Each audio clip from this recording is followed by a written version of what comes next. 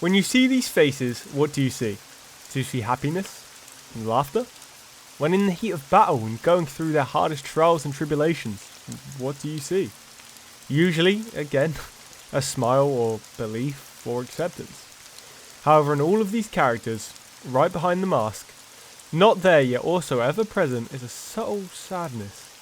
A sadness that has almost been covered up or healed over with the presence in each other's lives.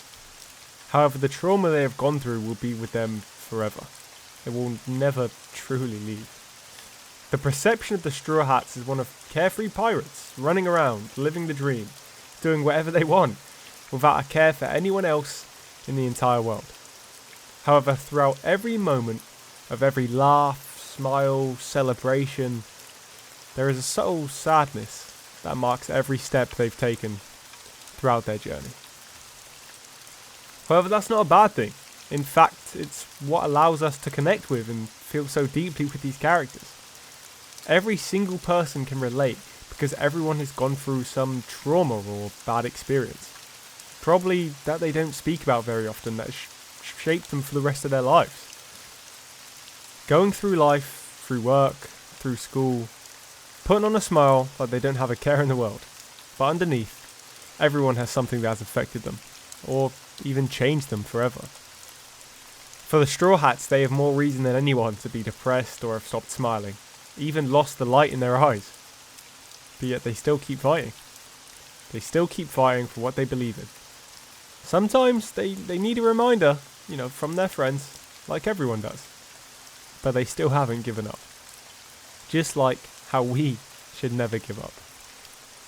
Now I'll talk about each of the Straw Hats individually for a second, and we'll get to the big boy Luffy at the end, so make sure you stick around. For Nico Robin, there was a point where she had completely given up hope. She went through one of the worst things I can imagine a person having to go through. Everyone she knew and loved were completely wiped out. In this huge wide world, she was left with no one, all on her own as a little kid, and she had to do whatever she could to survive, going through terrors, torture, testing even the limits of her own morals, wanting nothing more than to be able to just live. That's all. She just wants to live. She just wants to live her life, and because of who she is and where she was born and how smart and how big her brain is, she constantly has people hunting her down, and probably will for the rest of her life. But seeing her now in everyday moments, you wouldn't know that about her. She always acts calm and sometimes even aloof, having a great time, smiling and finally being with people she loves, and that love her. But the subtle sadness about why she is grateful for these things is right there in front of her eyes, with us hardly even able to see it, unless we're actually looking for it. For Chopper, an outcast, a monster in the eyes of almost everyone on his home island, except his father, his inspiration, his hero, the person who cares for him most. In an effort to try and repay even half of what Dr. Heroluk had done for Chopper, he scattered Drum Island to try and find and make medicine that would save his life. Despite his best efforts, Dr. Heroluk sacrificed himself to save Chopper and his home.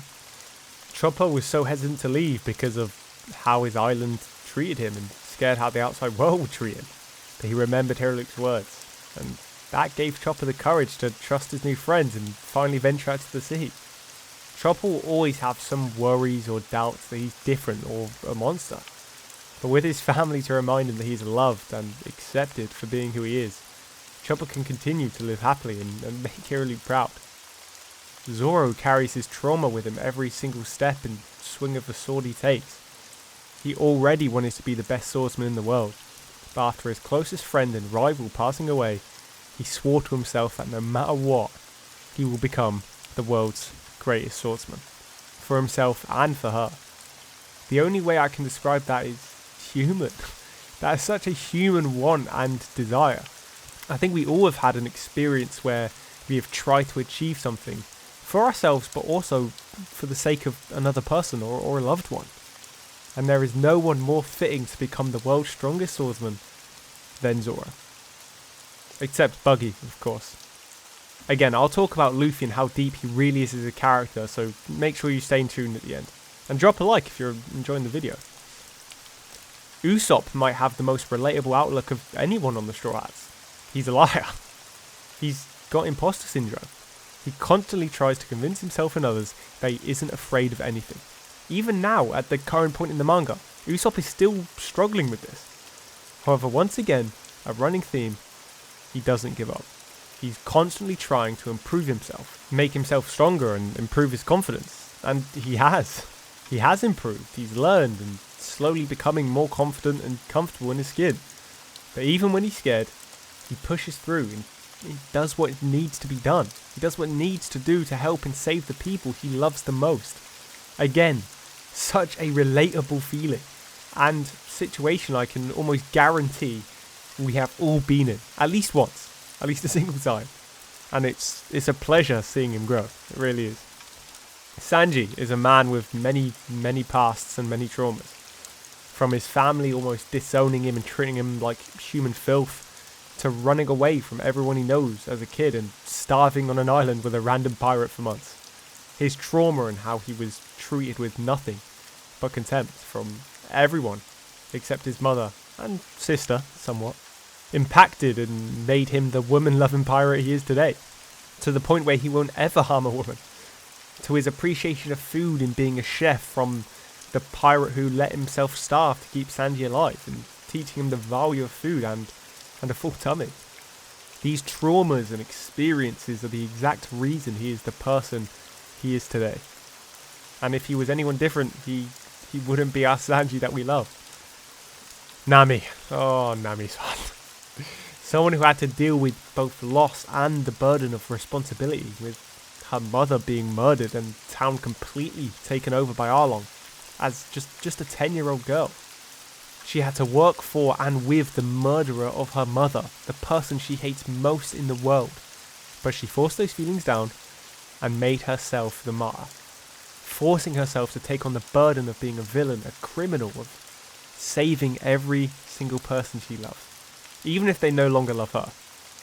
By bearing this weight and sacrifice, she became isolated and became used to stuffing down her own emotions for the sake of others. It's only at her lowest, with her friends there to give her a shoulder to cry on, she could finally share her burden she'd been carrying all alone for 8 long years. After going through all of this, she finally found someone she can rely on, Luffy, he's going to be King of the Pirates, the goat, and people to share her burdens with. Truly something we can all relate, and we all want in our own lives. Brook, a man out of time, once filled with nothing but the joys of music and friends' laughter in his ears, he was forced to live on. Stuck, alone, while all of his loved ones left this world. Thinking he would never find salvation or friends again, he had lost hope of ever moving on and seeing his boys again, or meeting the young whale he promised he would see again in the future. Everyone has been isolated, lonely, hopeless, especially in the last 5 years, give or take. And this experience changed who Brook was forever.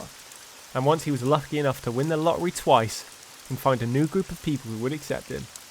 No matter how strong his love was for music, or anything else in this world, he would be there for them no matter the situation. That's how grateful he feels for what they've done, and the hope they've given back to him, of one day reuniting with his only long-lost friend, still alive on this world. Frankie, the man more cyborg than human, yet the most gentleman-like to walk the earth. Standing up for what he believes in and what's right no matter the weight of the government bearing down on him, or a member of the Doflamingo family. Almost killing himself for the sake of his mentor, and the person he looks up to most on this earth. To losing half of himself, but the strength of his soul and belief became even stronger. Throughout every waking moment of his life, the cyborg parts are a reminder of what happened to him, but the inspiration of his mentor and creativity and ingenuity passed down to him, he used it as a strength and an advantage, not as a mere scar or a reminder of the past. Constantly reminded every day of how he is different, but his character is greater than so many. Jinbei, the first son of the sea, the man who cured racism, going through torment, racism, the weight of Big Mum's gigantic breasts. No, sorry, it's not funny. He's been forced to bear the weight of many burdens, and despite all of this, Despite even the support of his own people, he was the only one to walk over and give Luffy his blood. Even with all the turmoil, he doesn't look for revenge or make assumptions based on people's skin, but the kind of person they are. And that is seen through every day of Jinbei's life, bearing so much responsibility and backlash for his actions, but putting any personal injustices aside, and even going against his own people, potentially justified revenge, because he knows that is not the way forward, and because he is a truly kind person. And this resonates with so many so deeply, because we all know, some more than others, how hard it is to bite your tongue and try not to crash out for the sake of other people, and even harder to take that first step to a better future. And last but not least, the leader of the world's happiest pirates, the embodiment of freedom, Monkey D. Luffy. The man most overlooked when it comes to depth or character development. People think he's a static, goofy, little funny guy, but that is just so wrong. A boy with no father and mother around, a grandpa sometimes. Some people might say this could be a type of trauma, but he found his own family. People who loved him and didn't think twice about it. Well, maybe twice, but definitely not 3 times. Even as a child, love was stronger than just blood. A trend that would be forever present in One Piece and Luffy's life with the Straw Hats. A man constantly striving for his own dream and the hardest goal to achieve on this planet. And to be honest, he was naive. He didn't really worry much about anything. Even as he was about to die, he didn't really care, because he didn't mind dying as long as he was striving for the goal he longed for. However, what Luffy didn't realise is that while pursuing this goal, he wasn't just putting himself in danger. Luffy was forced to face this tragedy in Sabaody, as he watched his crewmates, his loved ones, potentially be killed right in front of him, while being powerless to help. Immediately after this, Luffy was then forced to face the harsh reality of the world, and something we can also relate to, the loss of a loved one. Something potentially even more painful than the loss of one's own life, and for Luffy this is most definitely the case.